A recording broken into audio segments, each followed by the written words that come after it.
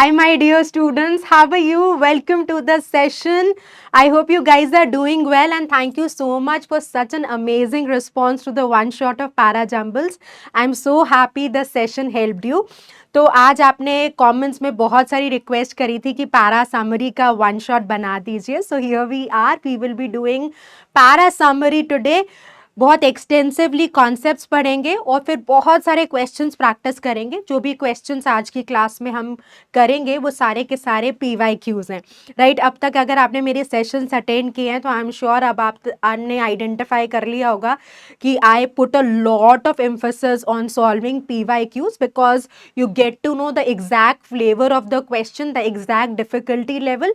तो आपको जो भी फियर होता है वो चला जाता है, या कई बार बहुत रिलैक्स्ड होते हो तो you get motivated, right? So let's begin with today's session. My name is Juhi Narula. तो देखिए, जब हम पैरा समरी की बात करते हैं तो पहले समझते हैं कि होता क्या है, एक्सपेक्टेड क्या है क्या. एक सिंपल सा गेम है. आपको एक छोटा पैराग्राफ दे दिया और आपको 4 आंसर चॉइसेस दे देंगे. आपसे पूछेंगे उस स्टेटमेंट को पिक करो जो पैराग्राफ की समरी बताता हो. अब ये तो सिंपल है, इसमें कोई बहुत ज्यादा दिक्कत होती नहीं है. हमें कॉन्सेप्ट तो पता है, पर हमसे एक्सपेक्टेड क्या है करेक्ट आंसर का. देखिए, अगर पैरा समरी बतानी है तो इसका मतलब आपको मेन आइडिया की अंडरस्टैंडिंग सॉलिड होना जरूरी है. अगर आप ये नहीं समझ रहे कि पैराग्राफ क्या इंफॉर्मेशन कन्वे करना चाह रहा है, आप कितनी कोशिश कर लीजिए आप करेक्ट आंसर तक नहीं पहुंचेंगे, राइट. तो अब आप कैसे पैराग्राफ पे अपना फोकस एस्टैब्लिश करो ये हम सीखेंगे, right. But one important thing is that you need to understand what is happening in the discussion. This goes for reading comprehension as well. This goes for para jumble as well. This goes for para completion also. In fact, wherever you are being tested on reasoning and reasoning is extracted through any language, it is expected to understand what is the discussion all about, right? तो पहला point ये है कि आपको main idea को लेकर clarity होनी चाहिए. मेन आइडिया का सिंपली मतलब ये है कि what is the author trying to achieve, right. So what is the author trying to achieve.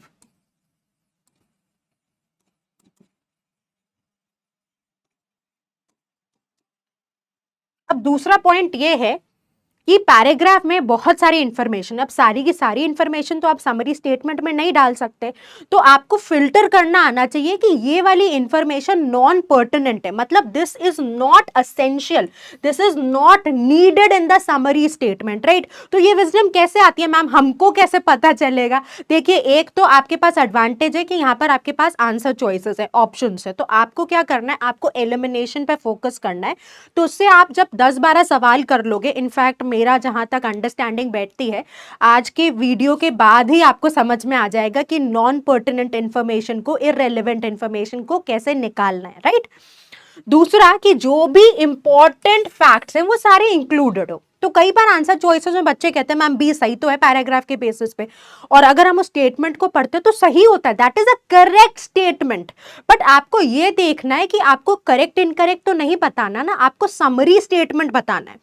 So any statement which is correct on the basis of the paragraph but is not including all the relevant or the major points of discussion, that cannot be the answer. तो हम क्या करते हैं, हम usually RCs में students करते हैं, हम समरी क्वेश्चन नहीं करते, हम ट्रू और फॉल्स का क्वेश्चन करने लग जाते हैं. अब आप ध्यान से 1 मिनट पॉन्डर करके इस को जरूर सोचना, क्योंकि इंग्लिश में फोकस नहीं है, VARC में मैम आंसर्स नहीं आ रहे, क्योंकि आप ऐसी गलतियां कर रहे हो और करे जा रहे हो. आप सोच रहे हो कि ट्रू और फॉल्स है, यानी ये इंफॉर्मेशन पैराग्राफ से वैलिडेट होता है तो ये मेरा करेक्ट आंसर है. वैलिडेट होना चाहिए और समरी भी होना चाहिए, राइट. ये RC के लिए भी है. Sorry, I am slightly digressing from the discussion, but teacher हूं ना, क्या करूं, I can't see my students making the same mistakes again and again. उसमें भी ये होता है, 2 आंसर चॉइसेस हैं, आप कहते हो मैम ये B और C तो दोनों सही हैं. हाँ, दोनों सही हैं, I have agreed to you, but आपको क्वेश्चन क्यों दिया है फिर. Question is acting as a bridge between the paragraph and the answer choices ना. तो आपको वो स्टेटमेंट पिक करना है जो क्वेश्चन को आंसर करेगा. आप क्वेश्चन को कर देते हो साइड में और आप कहते हो ये दोनों तो सही है, अब मैं क्या करूं, राइट. तो आप फिर फिर कोई गलत बैटल लड़ रहे हो। तो इस केस में भी पैरा समरी में there can be multiple statements. In fact अगर डिफिकल्टी लेवल बढ़ाना चाहेगा ना, 4 स्टेटमेंट देखेगा, चारों के चारों वेरीफाई होते होंगे पैराग्राफ से। आपको उस स्टेटमेंट को पिक करना है जो समरी दे दे, एक अम्ब्रेला स्टेटमेंट समझते हैं जिसके अंदर सारे माइनर पॉइंट्स इंक्लूड हो जाएं, एक होलसम आंसर, राइट। जैसे आप कोई मूवी देखो, अब मैंने कोई एक मूवी देखी, suppose that's a comedy movie, तो ऐसा तो है नहीं कि कॉमेडी मूवी में ड्रामा नहीं है या कोई इमोशनल सीन नहीं होगा या कोई रोमांटिक सीन नहीं होगा, फिर भी आप कहते हो ना कि डायरेक्टर ने कैसी मूवी बनाई है, डायरेक्टर ने कॉमेडी मूवी बनाई है। ये आपने जजमेंट कैसे लिया? क्योंकि आपने एक होलसम पिक्चर ली। सिमिलरली आप समरी में भी एक होलसम पिक्चर लोगे जिसमें आप एक ऐसा स्टेटमेंट ढूंढोगे जो सारे रेलेवेंट पॉइंट्स को कवर करता हो, and that statement will be true of course, so that statement will be validated from the text, that statement will contain components that are actually discussed, but the main point is that you pick one particular statement that is wholesome in nature, ठीक है। अब उसके बाद एक और ये important point है, इस पे हमारा ध्यान कम जाता है। यूजुअली जब समरी स्टेटमेंट क्रिएट होता है ना, तो जिस ऑर्डर में जो क्रूशल पॉइंट आता है, राइट, क्रोनोलॉजिकल ऑर्डर, मतलब जो पहले स्टेटमेंट में, दूसरे में, तीसरे में, चौथे में, पांचवें में, जिस ऑर्डर में स्टेटमेंट में क्रूशल पॉइंट्स आते जाते, उसी ऑर्डर में, उसी फॉर्मेट में वो वर्ड्स प्रेजेंट होते हैं आंसर चॉइसेस में। ध्यान दिया था आपने? कभी नहीं दिया था ना, फिर आप कहते हो कि मैम हमसे करेक्ट आंसर नहीं निकल रहा, because these are little details that you have to pay attention to, ठीक। उसके बाद जो समरी होगी वो क्रिस्प होगी, राइट, ये तो आप सब जानते हैं, राइट। तो अगर आपको एक क्रिस्प स्टेटमेंट देना है तो देखिए कि ऐसा कौन सा स्टेटमेंट हो जो सारे पॉइंट्स को कवर करता हो और कहीं अब्रप्टनेस ना आए। अब्रप्टनेस मतलब कहीं फ्लो ऑफ आइडियाज ब्रेक ना हो जाए, ठीक है। सो this is what is expected from the answer, कि आपको मेन आइडिया पता हो, राइट, आप जो इन्फॉर्मेशन इनकरेक्ट है या नेसेसरी नहीं है उसको फिल्टर आउट कर सके, सारी रेलेवेंट इन्फॉर्मेशन को आंसर चॉइस में इंक्लूड करके रखें, chronologically usually the answer statement is created, right, और उसके बाद it should not have any abrupt factor. अब उसके बाद हम स्टेप्स कैसे फॉलो करें? अब होता क्या है, जब हम BARC की बात करते हैं तो हमारे पास कोई स्टेप्स नहीं होते फॉलो करने के, हम एक ना रैंडम माइंडलेस अप्रोच से क्वेश्चन सॉल्व करते हैं। एक बड़ा इंपॉर्टेंट कॉन्सेप्ट है माइंडफुल होना, राइट। आपको क्यों आता है? आपको पता है DILR में क्यों आपकी एक्यूरेसी आती है या क्वांट में आपके क्यों सवाल सही होते हैं? क्योंकि आपके पास एक अप्रोच होती है हर क्वेश्चन को सॉल्व करने की। अब वर्बल में क्या है, आपके पास अप्रोच नहीं होती, या अगर बताते भी हैं तो आप फॉलो नहीं करते। अब होगा क्या, जो आसान क्वेश्चन है वो तो तुम बिना अप्रोच के करोगे तो तुम्हारा निकल जाएगा, जो मुश्किल सवाल है अगर वो बिना अप्रोच के किया तो तुम फंस जाओगे। अब अनफॉर्चुनेट बात क्या है इस पूरी कहानी में कि तुम पता नहीं लगा पाते कि सवाल मुश्किल है कि आसान है। इसलिए the best way is stick to the approach that gives you wholesome clarity, more confidence, you are equipped. आपको पता है इसके बाद ये स्टेप, इसके बाद ये स्टेप, इसके बाद ये step, and my question will be done. तो आप अगर फिर क्या होता है, फोकस करेक्ट डायरेक्शन में लगता है, स्ट्रैटेजिकली अप्रोच होता है question, right. So please be mindful and try to apply the steps. और कोई कहानी नहीं है स्टेप्स की एप्लीकेशन से, ऐसा नहीं होगा कि आपको 3-4 मिनट एक्स्ट्रा लग जाएंगे, टाइम उतना ही लगेगा, but you will be more ready to take on the question and you will see better accuracy. तो क्या स्टेप है? पहले पैराग्राफ को डीकंस्ट्रक्ट करना है, ठीक है। हम इसको कैसे करते हैं? मैपिंग से। कैसे करनी है मैपिंग, क्या होती है मैं भी सिखाती हूँ आपको, ठीक है। So map the important details. Mapping क्या होती है मैं भी सिखा रही हूँ क्वेश्चन में आपको, ठीक है, थोड़ी सी सब्र रखना। तो जब मैपिंग कर ली, डीकंस्ट्रक्शन कर लिया, यानी क्रूशियल इंफॉर्मेशन को आइडेंटिफाई कर लिया, फिर आप क्या करोगे, आप मेन आइडिया आइडेंटिफाई कर लोगे, that what is the common thread that is running in the entire discussion. अब एक तो मेन आइडिया जो ओवरऑल इंफॉर्मेशन है, what is the author trying to convey. अब the author is trying to convey something but he just can't make one statement, he has to give you multiple statements to make the argument convincing, right. आप ऐसे mummy को जाके कह दो मेरे को तो एडिडास के शूज चाहिए और आपको मम्मी कल शूज लाके दे देगी, ऐसा तो कभी नहीं हुआ, मेरी मम्मी ने तो किया नहीं, और ना मैं ध्रुवी के साथ करने वाली हूँ, ध्रुवी इज माई डॉटर, राइट। तो फिर क्या करें हम ये करते हैं कि हम इस आर्ग्यूमेंट को कन्विंसिंग बनाते हैं। देखो मैं ना वॉक पे जाया करूंगी, मेरा एक स्पोर्ट्स डे आ रहा है तो मुझे शूज चाहिए, right, what ever arguments you present. तो सिमिलरली अगर आपको एक स्टेटमेंट प्रेजेंट करना है ऑथर को, तो उस ऑथर को उस स्टेटमेंट को कन्विंसिंग बनाने के लिए मल्टीपल आइडियाज और थॉट्स प्रेजेंट करने पड़ेंगे, राइट। तो आपको क्या करना है, आपका रोल ये है कि मेन आइडिया तो आइडेंटिफाई कर लिया और सपोर्टिंग स्टेटमेंट्स में देखिए what is the common idea running और कैसे वो सारे आइडियाज कनेक्टेड है, राइट। अब सोच के कनेक्शन नहीं देखना, जब आप रीड कर रहे होगे तो आप आइडेंटिफाई कर लो कि ये मेन स्टेटमेंट है और ये 2 या 3 आइडियाज ऐसे हैं जो बहुत ही इंपॉर्टेंट रोल प्ले कर रहे हैं in the given argument, right. Next is what the answer should do, इसको प्रिडिक्ट कर लीजिए। This has to be done in a very rough way, मतलब इसको आप चाहो तो हिंदी में कर लो, right. In a whole paragraph क्या कन्वे करना चाह रहा है ये आपके दिमाग में होना चाहिए before taking a look at the answer choices. उससे क्या होता है, आप डिग्रेस नहीं होते, कंफ्यूज नहीं होते, कोई ट्रैप आंसर चॉइसेस में फंसते नहीं हो, क्योंकि आपके दिमाग में एक आंसर है और आप ऑप्शंस में से एक सिमिलर ऑप्शन को ट्रेस करने की कोशिश कर रहे हो, राइट। और last step which is my favourite one कि इनकरेक्ट आंसर चॉइसेस को एलिमिनेट करते जाना है। अब मेरे स्टूडेंट्स कई बार कहते हैं कि हम सिलेक्शन क्यों नहीं करें, इसको ऐसे समझो, मैं सेम एग्जांपल देती हूँ, there are some favourite examples of mine. तो अगर आपने रीडिंग कॉम्प्रिहेंशन का कोई बैच अटेंड किया तो आपने एग्जाम्पल जरूर सुना होगा, और पहली बार देख रहे हो तो फिर then it is good for you. जैसे आप एक सिंपल मैथ्स की कैलकुलेशन करो, ठीक है, मैं आपको कहूँ मुझे 7 into 3 मल्टीप्लाई करके बता दो, स्टूपिड क्वेश्चन है, बट फिर भी अगर आपको कॉन्सेप्ट पता है मल्टीप्लीकेशन का, तो अगर ये 100 लोग क्वेश्चन कर रहे हैं तो तब आंसर इसका 21 आएगा, 200 कर रहे हैं, 2000 कर रहे हैं, 2 लाख कर रहे हैं, एक यूनिक आंसर आता है।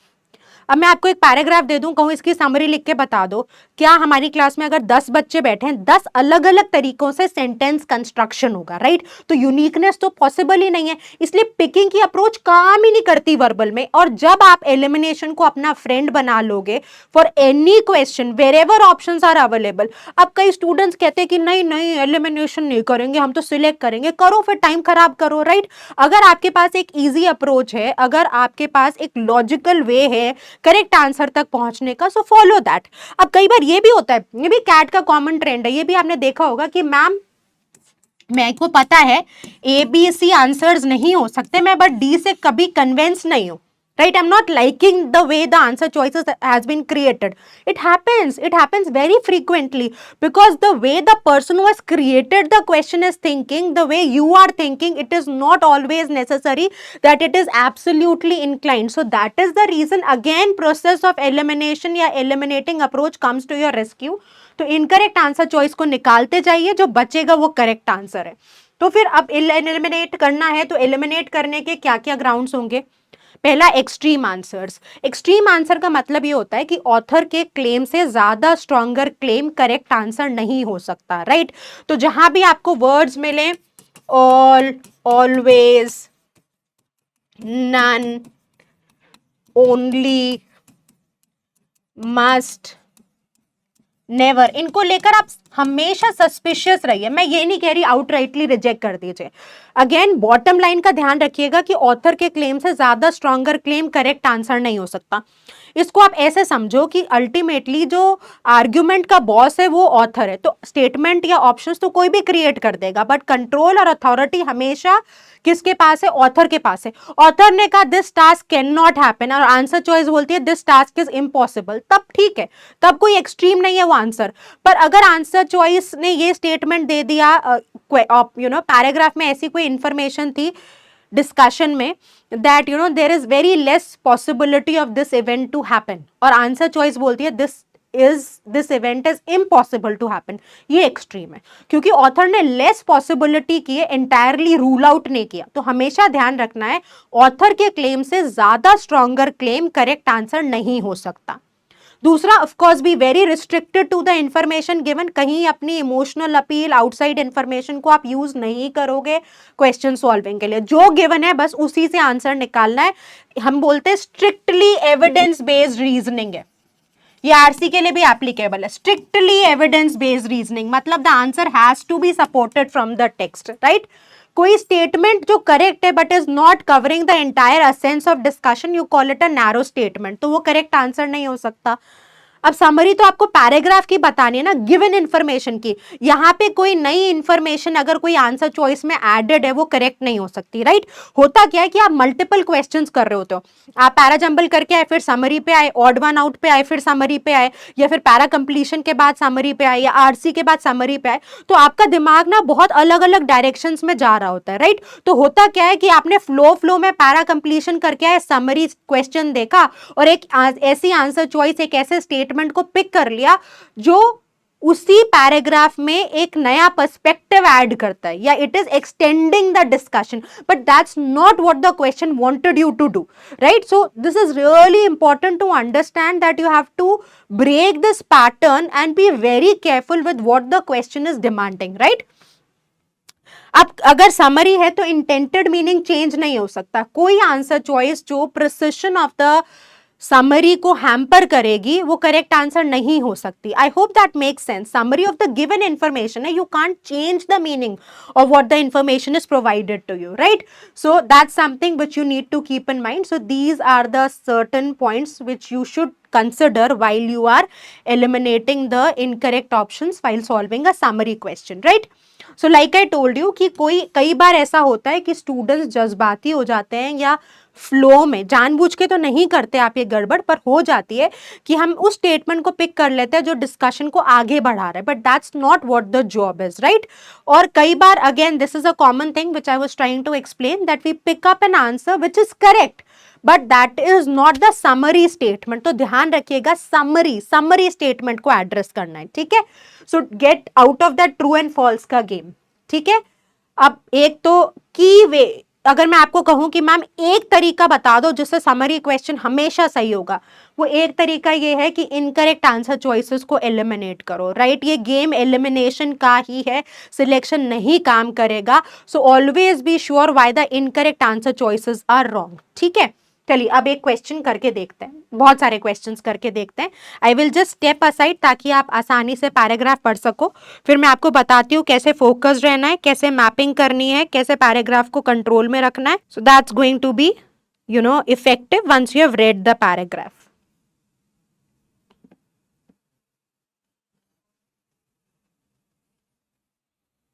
You can pause the video in case you would want. CAT 2021 slot 1 का सवाल है ये। चलिए, अगर आपने नहीं पढ़ा हुआ तो आप क्या करना, वीडियो को पॉज कर लेना, अच्छे से पढ़ लेना, and then you can resume watching the video. चलो, so developing countries are becoming hotbeds of business innovation in much the same way as Japan did from 1950 onwards। तो यानी कि आपने स्टेटमेंट पढ़ा, आप एक या दो कीवर्ड्स आइडेंटिफाई कर लो, इसको हम बोलते हैं मैपिंग। मैपिंग देखा आपने, ओवरव्यू दे देता है ऑफ द डिस्कशन, राइट। मैं आपको नोट मेकिंग करने को नहीं कह रही, नोट मेकिंग इज डिटेल में आप सब कुछ नोट कर रहे हो when you are solving a question. You map it, you take 1 or 2 keywords, important words, कौन सा वर्ड इंपॉर्टेंट है जो आपको लगता है, ठीक है। फॉरगेट अबाउट मैम क्या लिख रही है, फॉरगेट अबाउट आपका फ्रेंड क्या लिख रहा है, आपको देखना है आपको क्या इंपॉर्टेंट लगता है, सिर्फ उस पर फोकस करें। तो मुझे क्या लगता है, developing countries becoming hotbeds, hotbeds मतलब they are becoming popular for innovation, and I will write INN। मुझे पता चलता है INN इनोवेशन है। डिटेल में नोट मेकिंग नहीं करेंगे, आपका पेपर छूट जाएगा, right. So just write 1 or 2 keywords ताकि आपको पता रहे what is the discussion all about, focus intact रहेगा, जो आपका सेंट्रल आइडिया का आइडेंटिफिकेशन है वो भी आसान होगा, और एलिमिनेशन तो बहुत क्विकली हो जाएगा। चलिए, दे आर री inventing systems of production and distribution and experimenting with entirely new business models। तो इनोवेशन के आइडिया को ही आगे बिल्ड कर रहे हैं कि कैसे कर रहे हैं। सो या तो आप हाउ लिख दो या प्लस लिख दो, मतलब the idea is taken forward, बस इतना सा ही करना है, right. Why are countries that they were until recently associated with cheap hands now becoming leaders in innovation? तो फिर ऑथर ने क्वेश्चन किया कि why is this happening, right? So बस इतना ही लिखना है, how, why, एक या दो crucial words, right. Driven by a mixture of ambition and fear, तो यहाँ पे उसने रीजनिंग दे दी कि भाई ऐसा क्यों कर रहे हैं, because these countries are driven, that means they are motivated by a mixture of ambition and fear, they are relentlessly मतलब कंटिन्यूअसली, बिना रुके, climbing up the value chain, Emerging market champions have not only proved highly competitive in their own backyards, they are also going global themselves. तो basically आपको उसने कहा, अब आपने बस ये कीवर्ड्स है ना, यही आपकी समरी में इनकॉर्पोरेट होने चाहिए, इतना सा गेम है. आपने क्या किया, डेवलपिंग कंट्रीज हॉटबेड्स बन रही हैं, उसके बाद how are they doing it. Next statement था कि क्यों कर रही है, because they are driven by a mixture of ambition. They are ambitious and they are also, and fear also, and they are continuously climbing up, and now they are becoming highly competitive in the backyards, मतलब उनकी खुद के countries में, and they are trying to become global. ये जो आपने लिखा है ना, यही समरी है. देखें कैसे अब आंसर चॉइसेस एक्सप्लोर करते हैं. तो जब मैंने कहा आपको आंसर प्रिडिक्ट करना है, ये आपने डीकंस्ट्रक्शन कर लिया पैराग्राफ का. मेन आइडिया आपने सारे वर्ड्स को कनेक्ट कर लिया, ओवरव्यू स्टैब्लिश कर लिया, आपका मेन आइडिया सॉर्ट हो गया. यही प्रिडिक्टिंग द आंसर है, बस अब एलिमिनेशन करेंगे. So let's take a look at the answer choices. आप एक बार पढ़ लो खुद से. I will just step aside.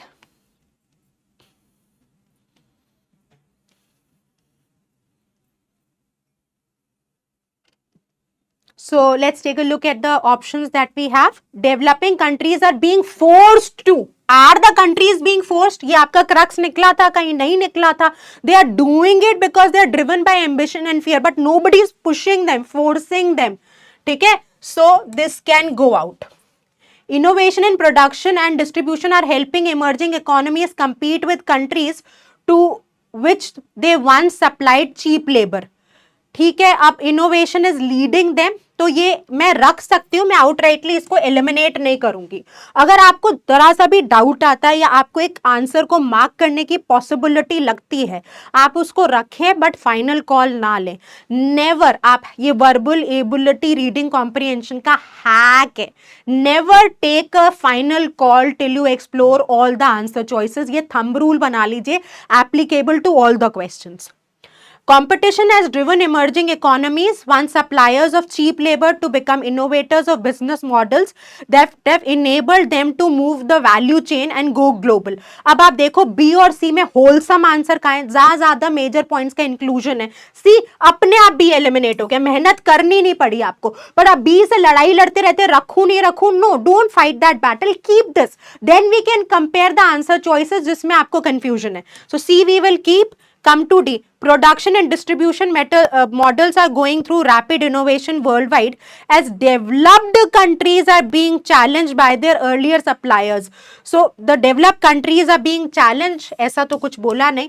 So the correct answer is going to be C. कितना टाइम लगा क्वेश्चन सॉल्विंग में? बिल्कुल नहीं. कैसे काम करा? क्योंकि आपने यहाँ पर बहुत इंटेलिजेंटली टेक्स्ट को समझ लिया था. और आप देखो मैंने कोई ज्यादा लिखा भी नहीं है. Please understand, I am not getting into detail note making, but इससे फ्लो ऑफ आइडियाज क्लियर हो गया, आपका मोमेंटम बन गया पैराग्राफ पे, फोकस क्लियर था कि आंसर चॉइसेस में क्या ढूंढना है, एंड यू आर सॉर्टेड. ठीक है, चलिए. So now let's come to the next question. What is the next question with us? This is the next question. Again I will step aside, आप अच्छे से रीड करो. कैट 2021 का है, फिर हम डिस्कस करते हैं.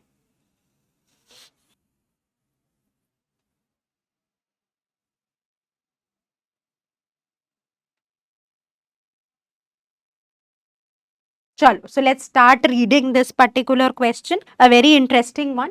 तो मैं रीड करते करते ही रीजन आउट करूंगी, राइट? इसको 2 स्टेप का प्रोसेस मत बनाइए कि आप पहले तो एक बार जनरल रीडिंग करेंगे, फिर आप मैपिंग करेंगे. You do it parallelly, that's how you are going to save time, right?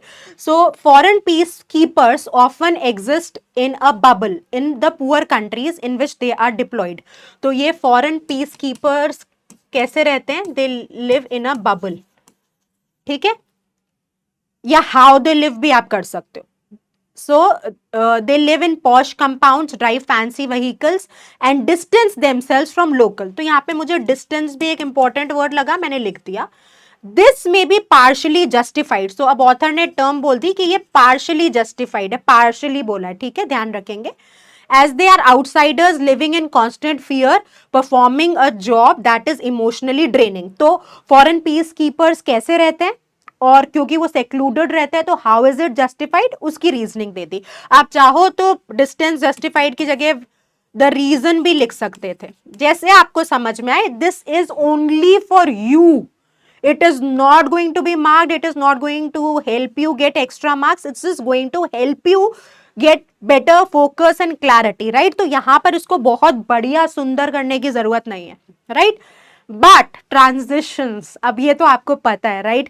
अब आज की क्लास में मैंने डेलिबरेटली ट्रांजिशंस का पॉइंट नहीं उठाया, क्योंकि आई एम श्योर मैंने बहुत एडिक्वेटली कन्विंस कर दिया था आपको कि transitions are very very important, right. हर जगह it is an unsaid rule that will always be applicable. तो यहां पर एक पर्सपेक्टिव बिल्ड हुआ, ऑथर ने कह दिया ये क्या करते हैं, फॉरेन पीस कीपर्स, ये अलग रहते हैं, पॉश व्हीकल्स ड्राइव करते हैं, राइट, और ये खुद को डिस्टेंस करके रखते हैं लोकल्स तक। और क्यों डिस्टेंस करके रखते हैं उसका रीजन दे दिया, क्योंकि ये आउटसाइडर्स हैं, फियर में रहते हैं, और इनको एक जॉब परफॉर्म करना है which is emotionally draining, whatever be the reason, right. अब बट पे ध्यान देंगे, but they are often despised by the locals. So locals का क्या फीचर है, दे आर डिस्पाइजिंग इट, मतलब उनको ये पसंद नहीं आते। And many would like them to leave a better solution, और फिर ऑथर ने सोल्यूशन ऑफर कर दिया, राइट। A better solution would be bottom-up peace building, which would involve their spending more time working with communities, understanding their grievances, and earning their trust rather than only meeting government officials. Flow of ideas clear है। अब क्या crucial है कि foreign peacekeepers कैसे रहते हैं, क्यों justified है, और क्या करना चाहिए। ये 3 crucial points आंसर में होने चाहिए, और आंसर आपका sorted, isn't it? बस यही तो prediction of your answer है। और अगर आपने हल्की सी मैपिंग कर ली तो फ्लो ऑफ आइडियाज क्लियर हो जाएगा, और इंपॉर्टेंट इंफॉर्मेशन आप एक्सट्रैक्ट कर लोगे, राइट। चलो अब take a look at the answer choices. I will again step aside ताकि आप अच्छे से ऑप्शंस एक्सप्लोर कर सको।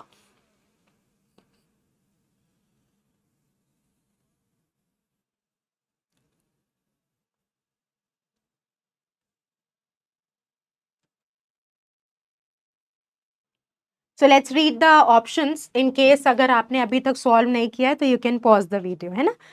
The environment in poor countries has tended to make foreign peace-going forces live in enclaves, but it is time to change the scenario। तो उसने तो बहुत डिटेल में सोल्यूशन ऑफर किया था, वो सोल्यूशन तो इनकॉर्पोरेट ही नहीं किया, हटा दो इसको। Peacekeeping duties would be more effectively performed by local residents। Peacekeeping duties local residents बढ़िया परफॉर्म करेंगे, नो।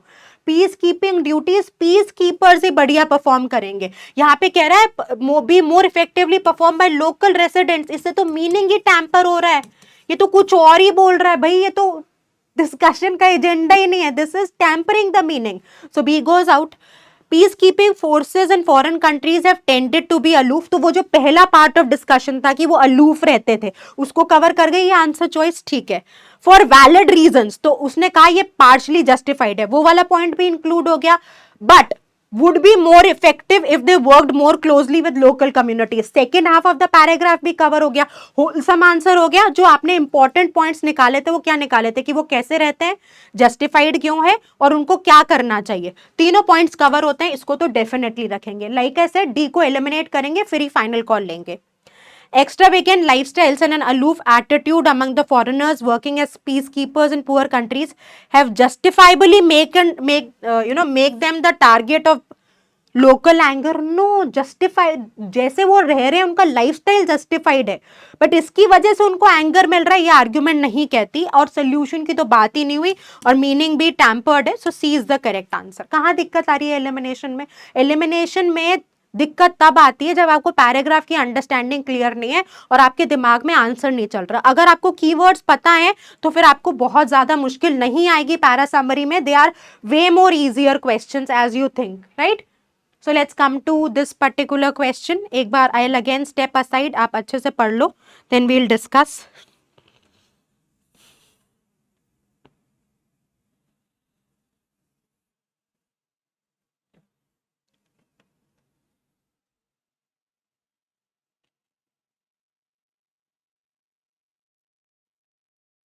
चलो लेट्स रीड इट। आप पॉज कर लेना, है ना, और अगर आपको और टाइम चाहिए हो कर लेना आराम से, फिर you can watch the video further. Creativity is now pay attention. Time transitions बताया था, right. Now viewed as the engine of economic progress. Various organisations, तो ये क्रिएटिविटी की बात हो रही है, क्रिएटिविटी लीड्स टू प्रोग्रेस। मैं तो ऐसा लिख रही हूँ, मुझे ऐसा लिख के समझ में आता है। Like I said, keep it very simple. Now, various organizations are devoted to its study and promotion. There are encyclopedias and handbooks serving creativity research. तो हाउ क्रिएटिविटी इज इंपॉर्टेंट, उसी आइडिया को बिल्ड कर रहा है, तो मैं plus लिख दूंगी, मेरे को प्लस से समझ में आता है, उसी आइडिया को ऑथर ने बिल्ड किया, right. But this proliferating success has tended to erode creative stable identity. अब इसी आइडिया को ऑथर एक्सप्लेन कर रहा है. It has become so invested with the value that it has become impossible to police its meaning and the practices. So it's basically saying that this proliferating success has ultimately impacted the creativity. It is eroding. Erode जैसे आपने soil erosion पढ़ा है ना, ऊपर की layer साफ हो जाती है, प्रोडक्टिविटी कम हो जाती है, ठीक है, इम्पैक्ट कम हो जाता है. That's what we mean by erosion. ठीक है, सो आगे पढ़ लेते हैं. Police its meaning. Police its meaning मतलब keep a control over its meaning, to assess the meaning rightly. Policing is observing, controlling. That's what it is used in the given context, right? And the practices that supposedly identify and encourage it. Many people and organizations, so basically over creativity is impacting, creating an impact, or impact basically negative ही बोल रहा है वो. Many people and organizations committed to producing original thoughts now feel that undue obsession of the idea of creativity gets in the way of real creativity. मतलब आप ज्यादा focus दे रहे हो creativity को और उसकी वजह से क्रिएटिविटी को ही नुकसान हो रहा है. सो obsession, undue obsession, obsession is getting in way, gets in the way of the real creativity, gets in the way of creativity, right? So now I know what is the discussion happening all about. तो creativity क्या है? engine of economic progress है. अब बहुत ज़्यादा proliferation हो रहा है तो negative impact आ रहा है, और जो undue obsession है उसकी वजह से actually creativity influence हो रही है in a negative way. Creativity gets in the way, gets in the way मतलब hinder कर रही है ना, रास्ता रोक रही है. That's what it means. बस इतने 3-4 कीवर्ड्स लिखे. Now let's come to the options. You can explore the answer choices. I will just step aside.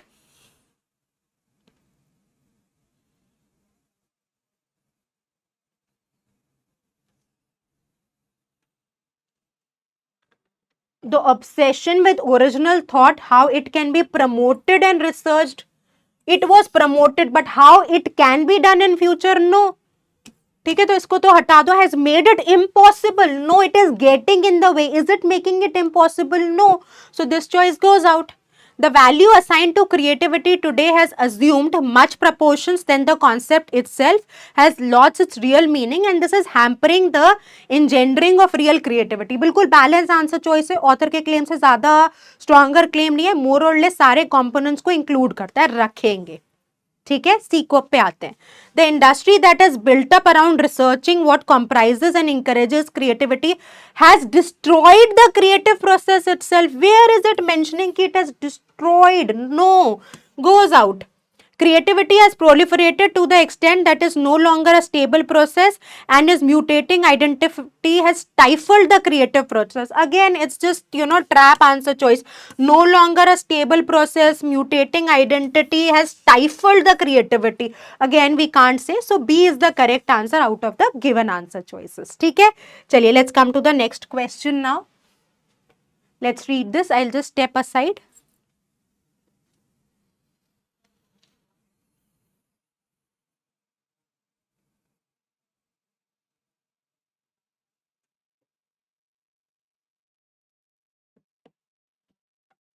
The human mind is wired to see patterns. Okay, so we are wired to see patterns.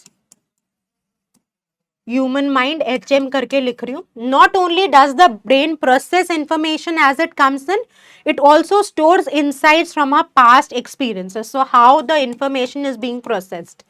Every interaction, happy or sad, is catalogued in our memory. Again, building the idea. Intuition draws from that deep memory. तो intuition कहाँ से आती है? Now they have introduced a new idea कि intuition कहाँ से आ रही है? Intuition draws from that deep memory. तो मैं intuition और where लिख देती हूँ. ठीक है? That deep memory well to inform our decisions going forward. In other words, तो other words पे भी ध्यान देंगे. Intuitive decisions are based on data and not contrary to data as many would like to assume. तो intuition किस पर आ रही है कि जो आपके इवेंट्स हुए हैं, जो ह्यूमन माइंड रजिस्टर कर रहा है उससे आ रही है, राइट। जबकि इंट्यूशन क्या कहते हैं कि हमारे पास कोई फैक्ट नहीं है, उसके बेसिस पे हम ड्रॉ कर लेते हैं। This is on the contrary, it is coming from the information subconsciously और माइंड हैज सेव्ड, ठीक है। तो उसी इंट्यूशन के आइडिया को बिल्ड किया, यानी इंट्यूशन एक इंपॉर्टेंट पॉइंट निकल के आता है। When we subconsciously spot patterns, the body starts firing neurochemicals. Okay, the body, how is it happening? Neurochemicals को एनसी लिख रही हूँ in both the brain and gut, these somatic markers. तो ये दीज क्या है, ये जो न्यूरोकेमिकल्स आ रहे हैं फ्रॉम ब्रेन एंड गट, यही सोमैटिक मार्कर्स हैं। अच्छा, ये एक और इंपॉर्टेंट पॉइंट है, अगर ऐसी कोई नई सी टर्म आ जाती है ना, तो ऑथर पहले या बाद में उसका डिटेल में डिस्कशन देके आपको समझा देता है। बस पॉइंट क्या है कि आप इतना पेशेंस रखें that you walk through the entire discussion and just don't rush to mark the answer choice, ठीक है। These somatic makers are what gives us that instant sense that something is right. तो again, what neurochemicals are doing, उसी idea को elaborate कर रहे हैं, और that it is off. Not only are these automatic processes faster than rational thought, but our intuition draws from decades of diverse qualitative experience, that experience that we have gathered through sights, sounds, interactions, a whole human feature that big data alone could never accomplish. So again, how the intuition is working, उसी को build किया, right? तो इसने कहा कि human mind patterns को देखता है, कैसे देखता है उसको एक्सप्लेन कर लिया कि हमारी मेमोरी में जो एक्सपीरियंसेस है वो कैटलॉग हो जाते हैं, और इंट्यूशन कहाँ से आती है, डीप मेमोरी से आती है। How it is contrast in contrary with the overall understanding of intuition and how intuition works. एक यहाँ पर एक पॉइंट बोला कि firing neurochemicals in both brain and gut and the entire process is explained, ठीक है। तो कीवर्ड्स आपने डिस्कशन में आइडेंटिफाई कर लिए। Humans have the capacity to see patterns, intuition कहाँ से आती है और कैसे आती है उसको एक्सप्लेन कर दिया, ठीक है। अब आगे ऑप्शंस देखो आप, I will just step aside.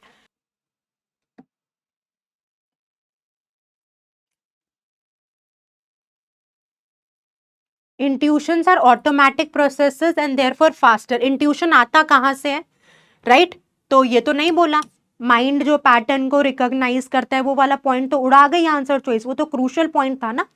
Intuition draws from deep memory and may not be related to data, but decades of diverse qualitative experience. तो इसमें वो न्यूरोकेमिकल फायरिंग होती है, गट पे आती है, वो सोमैटिक वाला पॉइंट तो इंक्लूड नहीं किया ऑथर ने। Intuition is infinitely richer than big data, which is based on rational thought and accomplishes more than what big data can do. Correct, it is correct, but does it include all the points? No, it doesn't. So we eliminate this. But that's the beauty of process of elimination, कि आप incorrect answer choices को eliminate कर दें, वो जो बचेगा वो correct answer है. Intuitions are neurochemical firings. How are they based? They are based on pattern recognition. तो mind can register all the patterns, वो वाला point आ गया, and this is draw upon a rich and vast database of experience. तो जो wide data है जिसको mind incorporate करता है और इंट्यूशंस उससे ड्रिवन होती है, वो भी इंक्लूड कर लिया। तो इन सारी आंसर चॉइसेस में अम्ब्रेला स्टेटमेंट कौन सा निकल के आया, D. So we will pick D as the final answer, ठीक है। चलिए let's come to the next question now, let's read this.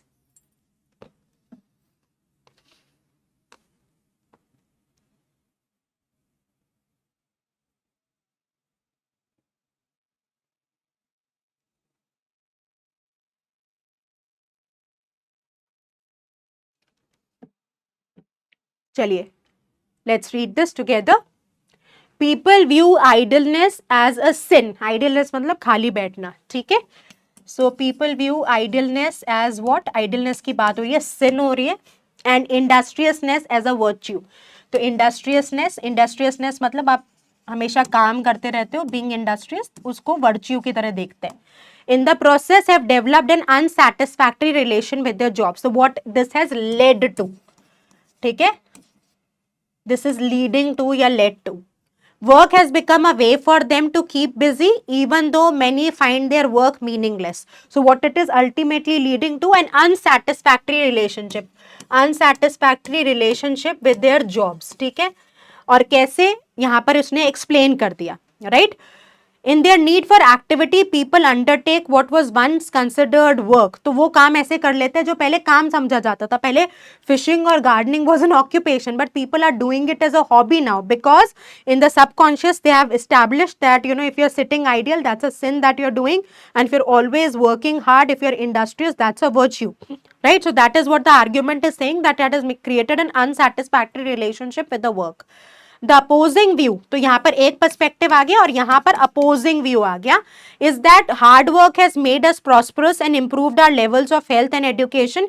It has also brought innovation and labour and time saving devices which have lessen life's drudgery.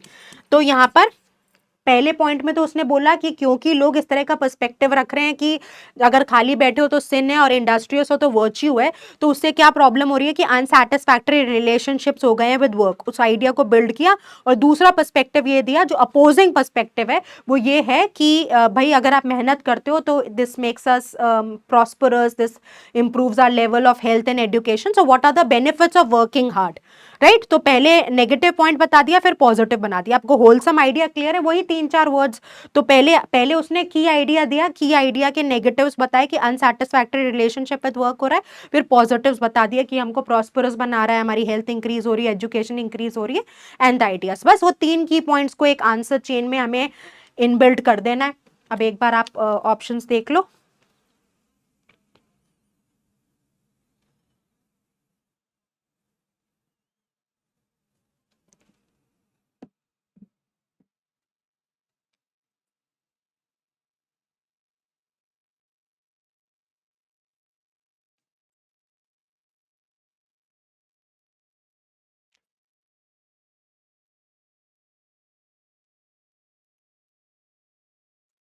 So let's see. Some believe that hard work has been glorified to the extent that it has become meaningless. Meaningless नहीं कहा, उसने कहा unsatisfactory relationships बना दिए with our work. Meaningless तो बोला ही नहीं है, ठीक है. And has led to greater idealness. No, वो तो कह रहे कि फिशिंग और वो करने लग गए, क्या कहते हैं, गार्डनिंग, उसको हॉबी बना लिया जो एक्चुअल रियल वर्क होता था. This is tampering the meaning of the discussion, goes out. Despite some detractors, hard work is essential in today's world to enable economic progress, for education and health, and to propel innovation that makes life easier. Emotional appeal से हो सकता है, in general sense में आप इससे agree करते हो, but no negative detractors. उसमें तो बोला था ना कि जो की पॉइंट है कि उसकी वजह से देयर आर सम प्रॉब्लम्स, उस पॉइंट को कवर ही नहीं किया. और hard work is essential in today, ऐसा तो कहीं बोला नहीं. उसने कहा हार्डवर्क की वजह से लोग प्रॉस्पर हो रहे हैं, but is essential. This is entirely different, so we will check out B as well. Hard work has overtaken all aspects of our life. कहां बोला भाई all aspects of our life? We can't say. बस that's the beauty of process of elimination. यही मैं कह रही हूँ, incorrect को निकालते जाएं, जो बचेगा वो करेक्ट आंसर है. पढ़ के देखते हैं. While the idealisation of hard work has propelled people into meaningless jobs, तो जो वो फिशिंग और गार्डनिंग वाला था, एंड एंडलेस एक्टिविटी, तो पूरा मेजर पॉइंट पहला वाला कवर करके आया ये सेंटेंस, ठीक है. It has also led to tremendous social benefits from prosperity and innovation. So both the components are covered in exactly the balanced way, in exactly the same tone that the author is using. So D is absolutely the perfect answer to go for. Okay. Now again, we are majorly covering 2021 के questions, ताकि आपको more or less उस साल की तो सारे questions का exposure मिल जाए. चलो इस सवाल को देखो.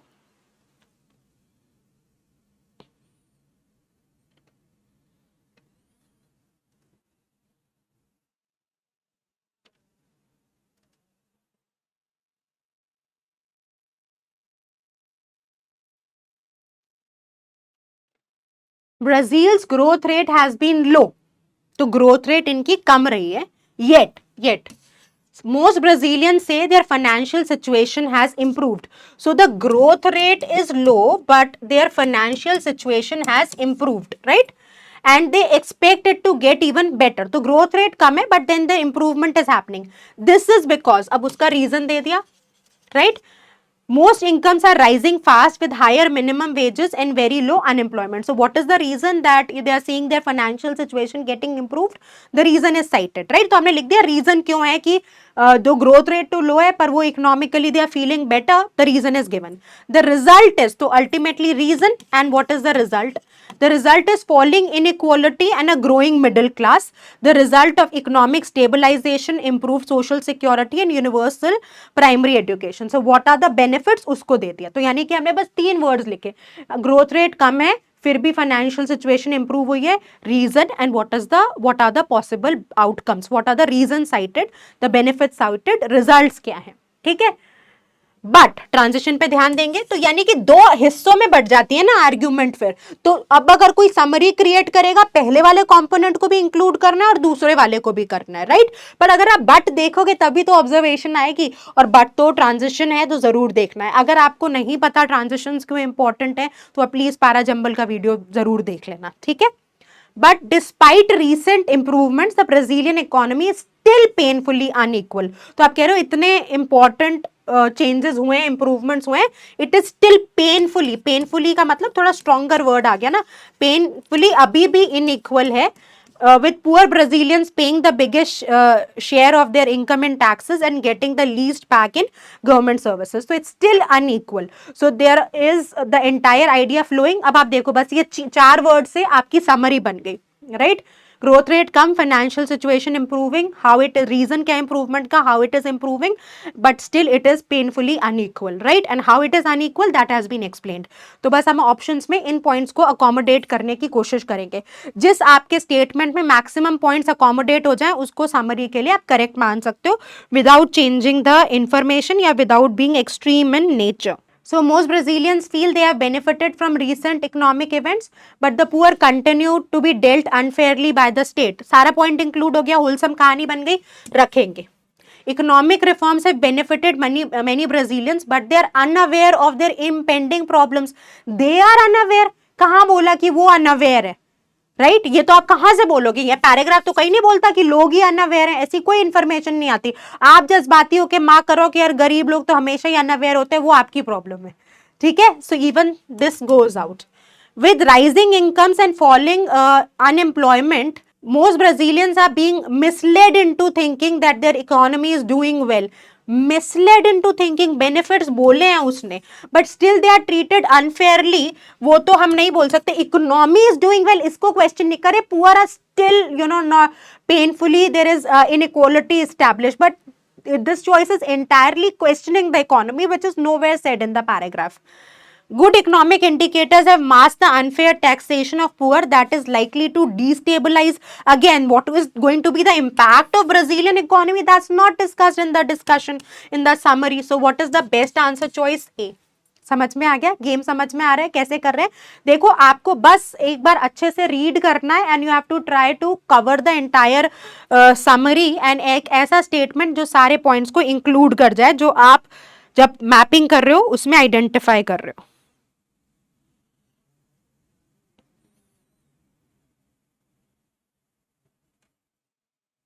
Let's read this.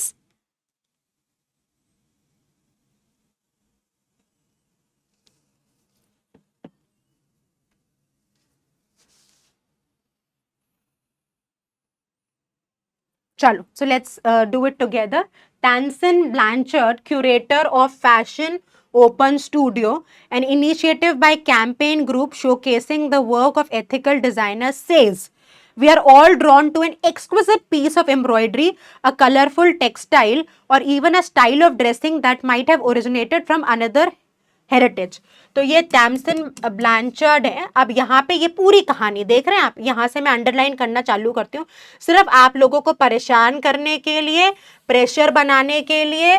कोई लेना देना नहीं है इसका डिस्कशन का, मतलब कोई इन्फ्लुएंस नहीं करेगा. कौन है इसका इंट्रोडक्शन दे दिया बस, ठीक है. और उसका स्टेटमेंट क्या है कि हम कहाँ से ड्रॉन हो रहे हैं, where we are getting attracted to.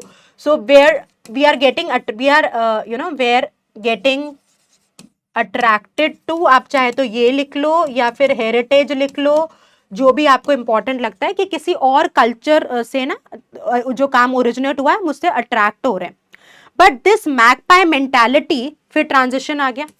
But this magpie mentality where all of culture and history is up for grabbing an inspiration, मतलब तुम कहीं से काम लेते हो और उसको इंस्पिरेशन का नाम देते हो, हैज एक्सलरेटेड, एक्सलरेटेड मतलब promoted since the proliferation of social media, proliferation है इसकी पहुंच सोशल मीडिया की बढ़ गई है, तो अब ये कल्चर ओरिजिनेट होके आ रहा है कि हम कहते हैं कि हम या तो कहीं से इंस्पिरेशन ले रहे हैं, उसी आइडिया को बिल्ड कर रहे हैं.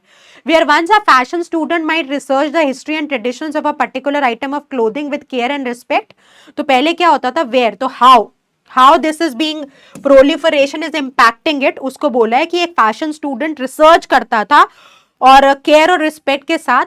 वी नाउ, सो अब क्या हो गया है, have a world where images are lifted from image libraries without the care for their cultural significance. So the fellow Tamsin Blanchard is not really liking the opinion where we say that we are getting inspiration from culture and heritage, किसी और का outfit से inspire होके, और क्योंकि social media हो रहा है तो ये प्रोलिफरेट हो रहा है. वो कह रहा है कि पहले तो कोई बच्चा, कोई फैशन का स्टूडेंट बहुत मेहनत करता होगा giving the history and culture the adequate respect, but now that's not happening and we are simply picking it up without caring for their cultural significance. It is easier than ever to steal a motif, मतलब चुरा लेना और craft a technique and transfer it on a piece of clothing that is either mass produced और appears on runway without credit और compensation to their original communities. तो वही जो उसकी पर्सपेक्टिव में he is not liking the idea, उसी को build किया गया. मतलब अल्टीमेटली एक ही आइडिया पूरे पैराग्राफ में चला कि ये टैमसन ब्लैंचर्ड कहते हैं कि आप किसी कपड़े से, मतलब किसी फैब्रिक ड्रेस से इंस्पायरेशन ले लेते हो ऐसा बोल के, और अब ये एक मैगपाई मेंटालिटी बन गई है, सब कोई ऐसा कर रहा है. पहले रिसर्च करते थे, अब नहीं करते, और कोई भी ये काम तो आसानी से कर सकता है बट एडिक्वेट क्रेडिट नहीं मिलता. राइट तो चलिए, अब तो ये तो बहुत इजी पैराग्राफ था, एक ही आइडिया फ्लो किया मोर और लेस, क्योंकि author is concerned and is finding it wrong to be done. Right अब कोई स्टेटमेंट जो इसी आइडिया को रीइंफोर्स कर दे या समराइज कर दे, हम उसको करेक्ट आंसर की तरह पिक करेंगे. आप एक बार ऑप्शन से एक्सप्लोर कर लो.